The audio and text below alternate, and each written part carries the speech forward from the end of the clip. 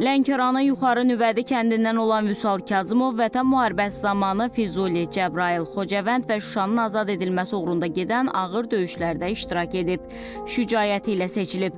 Qalib xalqın şəhid övladı olub. 5 ildir ki, mən tək dostluqdan əlavə, mən 5 ildir bu kəndə yol gedib gəlirəm. 5 ildir mən bu ailənin üzvü, bu kəndin bir sakini kimi hesab edirəm özümü. Çox ağırdır. İnanmıram ki, mənim yerimdə kimsə olmaq istəsin. İnanmıram ki, kimsə öz dostu haqqında keçmiş zamanda danışmaq istəsin.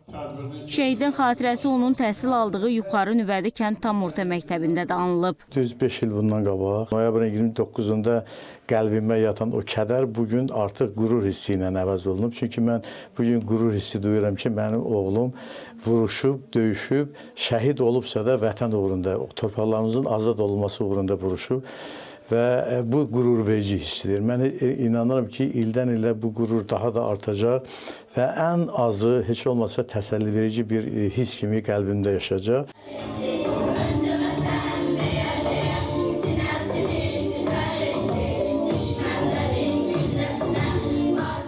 Belə tədbirlərin mütəmadi olaraq keçirilməsində əsas məqsəd gələcək nəslin vətənpərvər ruhda tərbiyə olunması və bizim qəhrəmanlarımızın tanınmaz qəhrəmanlığını hər zaman diqqətdə saxlamaq.